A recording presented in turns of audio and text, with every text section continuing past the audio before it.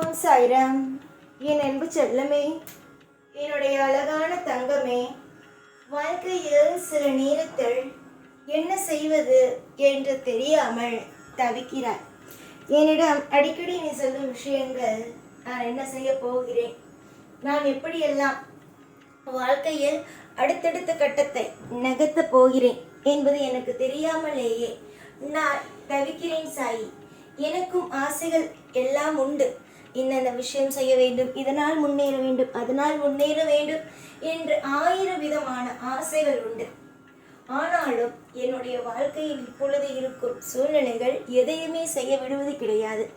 எல்லா விஷயத்திலேயும் சோதனை, தோல்வி, துக்கம் என்ற விஷயங்களை மட்டுமே எனக்கு கொடுக்கிறதே தவிர என்னுடைய வாழ்க்கையில் எந்த ஒரு நல்ல காரியங்களையும் செய்யவே இல்லை சாயி என்று நீ என்னிடம் வந்து சொல்கிறாய். அம்மா, உன்னுடைய வாழ்க்கையில் அதிகமான கஷ்டங்கள், அதிகமான நஷ்டங்கள் எல்லாமே அனுபவித்து விட்டாய். நீ இப்பொழுதும் என்னிடம் புலம்புவதற்கு காரணம் அந்த கஷ்ட நஷ்டங்களால் தான்.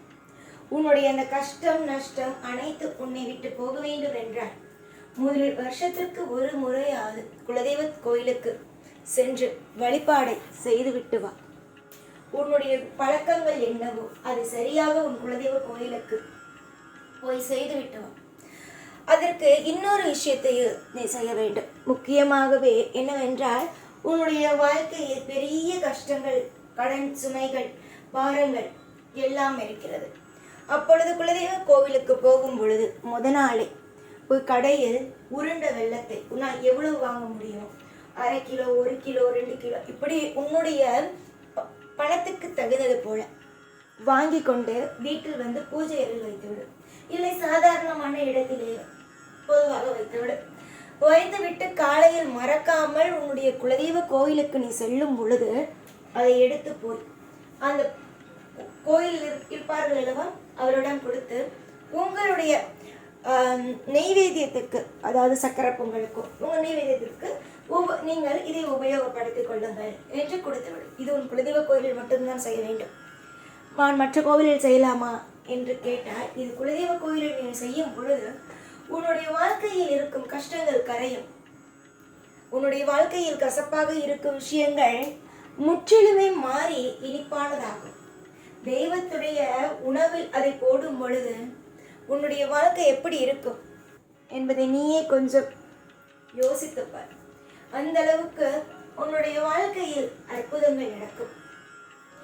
திரும்பவும் சொல்கிறேன், உருண்ட வெல்லத்தை நாளே கடையில் இருந்து வாங்கி வந்து வீட்டில் வைத்துவிட்டு அது மறுநாள் உங்களுடைய குலதெய்வ கோவிலுக்கு போகும் பொழுது எடுத்துக்கொண்டு போய் அங்கு இருக்கும் ஐயரிடமோ இல்லை பூசாரியிடமோ கொடுத்து விடும். பூஜையில், அதாவது சாமியுடைய சாப்பாட்டுக்கு நிறைவேறதுக்கு உபயோகப்படுத்திக் கொள்ளுங்கள் என்று கொடுத்துவிட. நான் முடிந்த அளவு எவ்வளவு உன்னால் வாங்க முடியுமோ, என்னால் 1/2 கிலோ தான் வாங்க முடியும், என்னால் 100 தான் வாங்க முடியும், என்னால் இவ்வளோ தான் வாங்க முடியும், என்னால் 2 கிலோ வாங்க முடியும், 3 கிலோ வாங்க முடியும், உன்னால் எவ்வளோ முடியுதோ அதை வாங்கிட்டு போய் கொடுத்த அப்படின்னா முதல்ல உன்னுடைய கடன் கஷ்டம் நீங்கும்.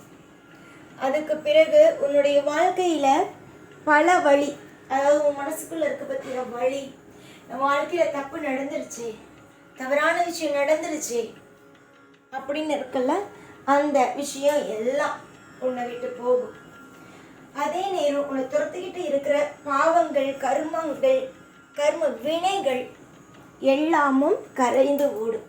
இதை நீ கொடுத்த அந்த நாளிலிருந்தே பார்க்கலாம். நீ கொடுத்து விட்டு வீடு திரும்பினாய், அந்த வீடு திரும்பி விட்டாய். அந்த 24 மணி நேரத்திற்கு பிறகிலிருந்து உனக்கு நல்லது நடப்பதையும் நீ உணர்வாய். அதே நேரத்தில் உன்னுடைய கடன் நீங்கும், வருமானம் அதிகரிக்கும். அதே நேரம் அனைத்து விதமான சுப விஷயங்களும் படிப்படியாக நடக்க ஆரம்பிக்கும். ஆனால் இதை நீ செய்யாமல் மட்டும் விட்டுவிடாது. செய்ய வேண்டியது உன்னுடைய கடமை. சொல்ல வேண்டியது எப்படி என்னுடைய கடமையோ, செய்ய வேண்டியது உன்னுடைய கடமை. நீ செய்துவிட்டு அதற்கு பிறகு உனக்கு நல்லது நடக்கப் போவதும் தெய்வத்துடைய கடமை. உனக்கு ஒரே ஒரு கடமை மட்டும்தான், மறக்காமல் வாங்கி போய் கொடுப்பது மட்டும்தான். மற்ற விஷயங்கள் எல்லாம் நான் பார்த்துக்கொள்வேன். அளவுக்கு மீறிய கஷ்டங்கள் நஷ்டங்கள் உன்னுடைய வாழ்க்கையில் எல்லா நேரத்திலேயும் எல்லா விஷயத்திலேயும் உனக்கு துணையாக நான் இருப்பேன். அளவுக்கு மீறிய கஷ்டங்களும் நஷ்டங்களும் வேண்டாம். எத்தனையோ நிமிஷங்கள் எத்தனையோ விஷயங்கள் எல்லாமும் நடந்துவிட்டது. உன்னை கட்டி போடும் அளவுக்கு பேச்சுகளால் பேசி மற்றவர்கள் உன்னை காயப்படுத்தி என்னென்னவோ நடந்துவிட்டது. எல்லா விஷயத்திலேயும் நானே உனக்கு துணை நிற்பேன். ஒரு இடத்தில் கூட உன்னை நான் கவலைப்பட விட மாட்டேன். அலட்சியங்கள், கண்ணீர், மனவேதனை அனைத்துமே உன்னுடைய வாழ்க்கையில் என்னென்ன விஷயங்கள் எல்லாம் உன்னை போட்டு வாட்டி வதைக்கிறதோ அனைத்து விஷயங்களையும் நானே சரி செய்து உனக்கு தருவேன். பொறுமைக்குள், அவசரம் வேண்டாம். புரிந்ததா? உனக்கு ஒரு விஷயத்தை நான் தருகிறேன், ஒரு விஷயத்தை நான் உன்னுடைய வாழ்க்கையில் அற்புதமாக அமைக்கிறேன் என்று உனக்கு நான் சொல்லிவிட்டேன் என்றால் கண்டிப்பாக அதை அற்புதமாக என்ன மிக மிக மிக அற்புதமாக அமைத்து கொடுப்பேன். எனக்கு அந்த அளவுக்கு என்னுடைய நம்பிக்கை உள்ளது. என்னுடைய பிள்ளைகள் என்றால் எனக்கு அவ்வளவு இஷ்டம். என்னுடைய பிள்ளைகள் என்றால் அவ்வளவு பிடிக்கும். புரிந்ததா? அதனால் என்னுடைய பிள்ளைகளுக்கு தகுந்தது போலவே அனைத்தையும் நல்ல முறையாக செய்து கொடுத்து நானோ வாழ வைப்பேன். எப்பொழுதும் எந்த நாளையும் உன்னுடைய மனதில் நீ வெறுப்புகளாக காட்டாதே.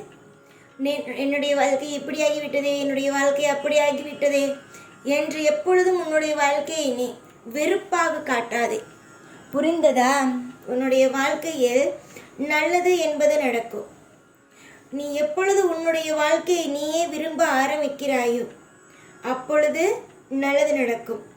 துவண்டு போய் நிற்கிறாய், வாழ்க்கையில் செழிப்புகள் வேண்டும், எல்லா விஷயத்திலேயும் உன்னுடைய வாழ்க்கையில் நல்லது நடக்க வேண்டும் என்று நீ நினைக்கிறாய்.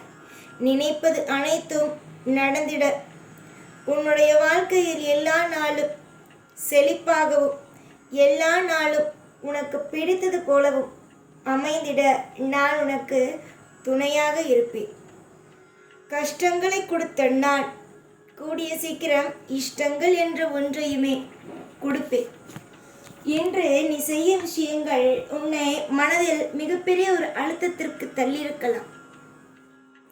ஆனால் இன்னும் இன்னும் உன்னை நான் மெழுகேற்றுகிறேன். உன் வாழ்க்கை எப்படி இருக்கிறது, இன்னும் சரி செய்வேன், இன்னும் உனக்கு அற்புதத்தை செய்வேன், இன்னும் உனக்கு அதிசயத்தை செய்வேன் என்று உன்னை எப்போ பார்த்தாலும் உன்னை நான் கவலையே படுத்தாமல் வாழ வைப்பதற்கு தயாராகவே இருக்கிறேன்.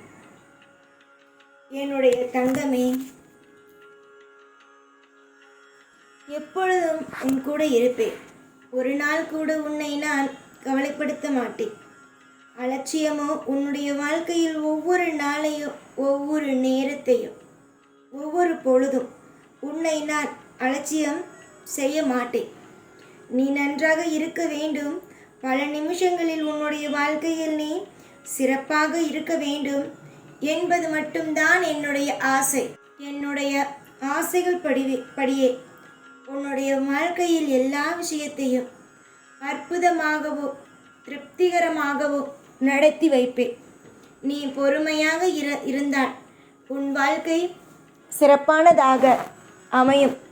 பொறுமையை மட்டும் இழந்து விடாமல் சந்தோஷமாக இரு. எப்பொழுதும் உன் கூடவே இருப்பேன். இந்த சாய்நான். ஓம் சாய்ராம்.